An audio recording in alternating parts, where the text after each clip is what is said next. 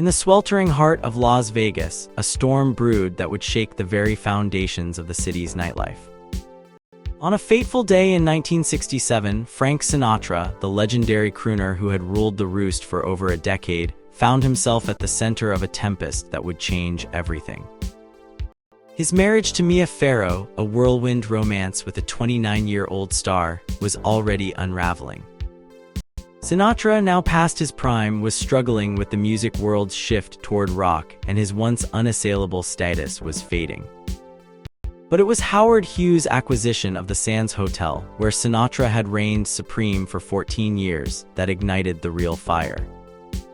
Sinatra, a man who had always been accustomed to getting his way, felt the ground shift beneath his feet.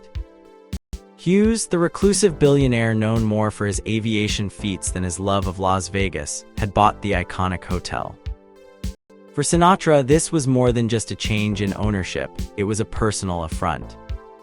His relationship with the Sands had always been special, almost familial.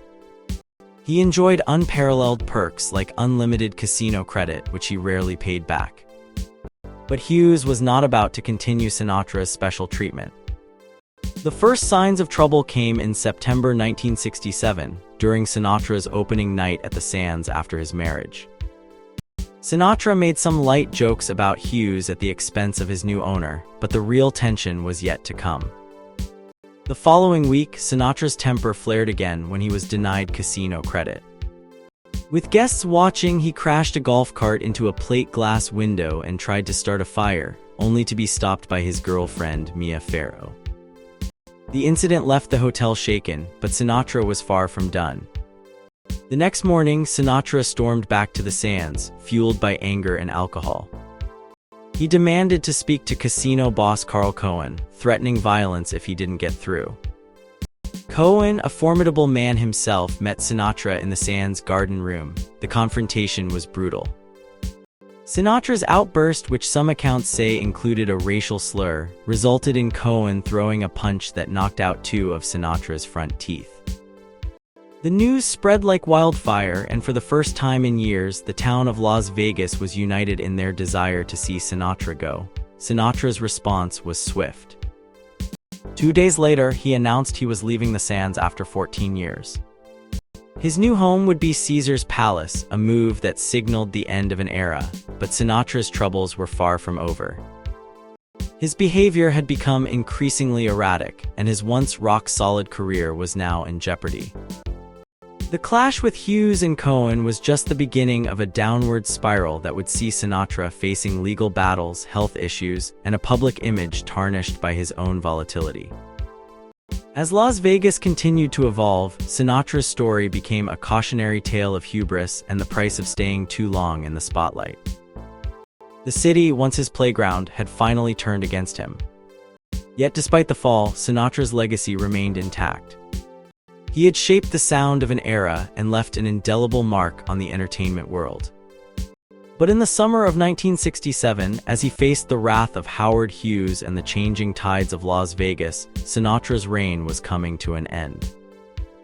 Las Vegas was always trying to be exciting, but sometimes it struggled with new kinds of music. In the early days, even famous singers like Elvis Presley had trouble getting people excited about rock and roll. The city often laughed at this new music, treating it more like a joke than serious entertainment. For example, Nat King Cole, a very respected singer, had a funny song called "Mr. Cole Won't Rock and Roll." It poked fun at the trendy rock music with lines like 1 o'clock, 2 o'clock, 3 o'clock rock, you gotta sing rock or you go in hawk. He even did parodies of his own songs in this style. As the 1960s began, the twist dance craze swept across the country. Vegas joined in the fun but didn't take the music too seriously. Dick Shawn, a funny actor, came up with a dance called the cockamamie. Gogi Grant sang a song about twisting called "When They Begin to Twist the Begin." Even Jimmy Durante, a beloved entertainer, joined in with a silly routine at the Desert Inn. Chubby Checker, who really started the twist craze, visited Vegas in 1964 but found the fad was already losing steam. Some early rock singers tried to make it in Vegas, but they usually kept their style similar to what audiences expected. Frankie Avalon, a handsome teen idol with a hit song Venus, started his Vegas career in 1961 as the opening act for Joey Bishop at the Sands.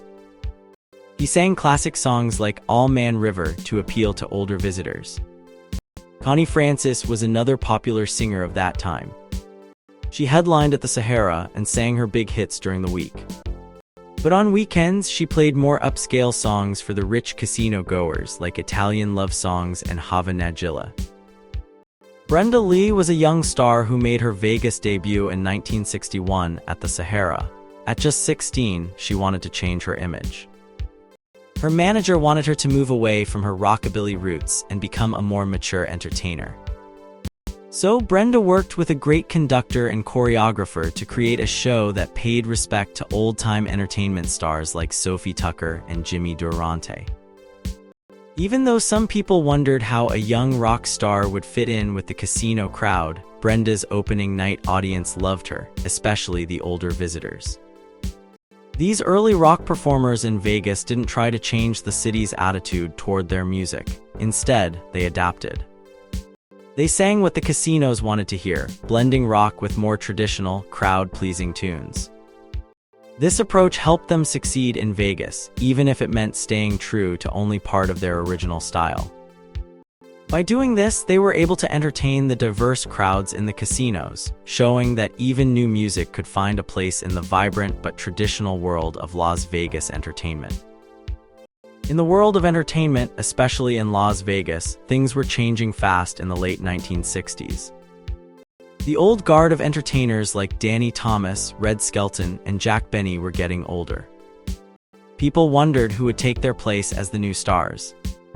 Many rock bands and singer-songwriters who were making waves in music didn't want to perform in Vegas. They thought it wouldn't be cool, and the venues wouldn't want them either. It was a tough time for Vegas to keep its appeal fresh, especially for younger audiences. However, some younger singers found success in Vegas. Petula Clark with her song Downtown and Trini Lopez, known for If I Had a Hammer, were regulars there. They saw being in Vegas as a big deal.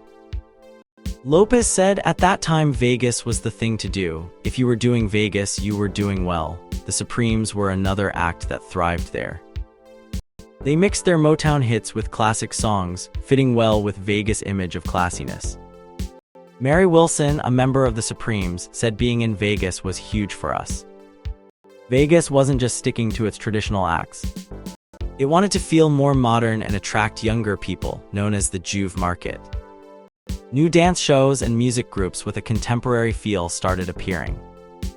The city was trying to balance its classic, adult-oriented entertainment with something fresh and exciting for the youth. Bands like the Brooklyn Bridge and the Mod Squad with future country star Lee Greenwood tried to fit this new vibe. Freddie Bell, a rock and roller from the 1950s, tried to join in on the new trend. He came out of retirement and formed a band called Action Faction, but changing was tough for him. He dressed in the latest styles but found success was elusive. Then came Anne Margaret, who became a game changer. She first came to Vegas in 1960 as part of George Burns' show. After some time in Hollywood, she returned to Vegas in 1967 as a headliner at the Riviera. Her show was a big deal. It had a psychedelic start with film projections, strobe lights, and loud music. Anne changed costumes on stage, did a tribute to Broadway, and even paid homage to old-time dance with a tap routine. Anne Margaret's show was special because it mixed the new and the old. Variety, an entertainment magazine, said it was unlike anything Vegas had seen before. It was avant-garde, yet it paid respect to the past. Her show was a big hit and showed Vegas could be modern while still being fun for everyone.